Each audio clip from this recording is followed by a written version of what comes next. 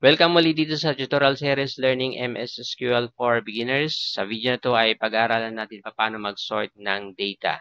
Pero bago natin umpisahan ang tutorial, kung hindi pa kayo nakapag-subscribe dito sa YouTube channel, please consider subscribing, like and share this video, and click the notification bell para laging updated sa mga bagong uploads ko.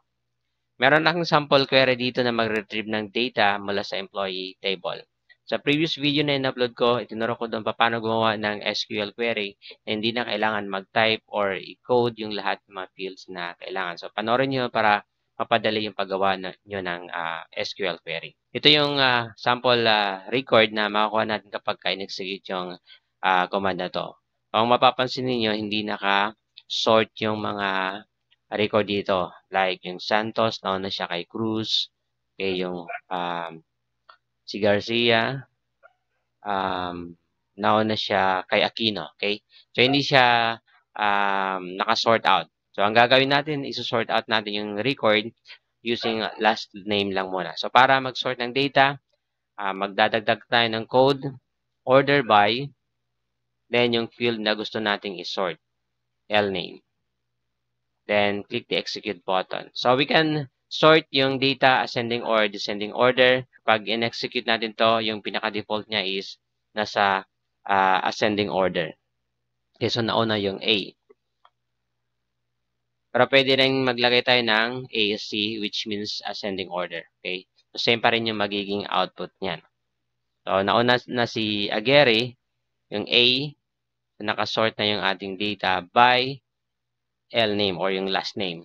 So, paano pag gusto nating nakasort din using first name? So, we can sort record using multiple columns. So, ang gagawin lang natin is magdadagdag tayo. So, after dito sa ASC, then lalagay natin yung field na gusto nating i-sort. So, tingnan muna natin pala dito sa ating record. Meron tayo ditong kaparal na dalawang kaparal. Then, yung isa si Yvette, tapos yung pangalaw naman is si Leonardo. Kung susort talaga ito in alphabetical order, dapat mauna si Leonardo kaysa kay Yvette. So, dito sa current output natin, nauna si Yvette kay Leonardo. So, ang gagawin natin is, isasalin natin sa pag-sort yung F-name para mauna si Leonardo. Okay? So, maglalagay tayo ng another column, F-name, then ascending yung gagawin natin. Okay? I-try din natin mamaya yung descending order. So, execute. So, yun, nauna na si Caparal Leonardo kay Caparal Yvette. Okay, pwede rin pa tayong magdagdag ng another field, M-name, then ascending order natin. Pero siguro hindi natin masyado makikita dito yung magiging output kasi dito pa lang, kung halimbawa yung gagawin natin si Caparal, mauna na talaga si Leonardo compared kay Yvette. Okay? So, click natin, execute. Okay, so wala tayong masyadong nakita. Pero, isusort niya yun, yung L-name, F-name, then M-name. So, we can also sort the data in descending order. So, halimbawa, gusto natin descending order, ang itatype naman natin is des. Okay? Try natin. Execute.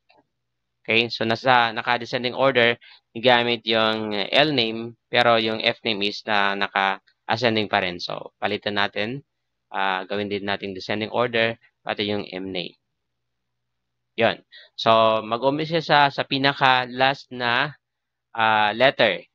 Kaya dito, ang naunang record natin is si Villegas Bianca. So, yun, nakasort na in descending order yung ating data. So, ganyan mag-sort ng record in ascending or descending order dito sa MS SQL. Okay, so I hope na may natutunan kayo sa video na to. Again, kung hindi pa kayo nakapag-subscribe dito sa YouTube channel, please consider subscribing, like and share this video, and click the notification bell para laging updated sa mga bagong uploads ko. See you on the next tutorial.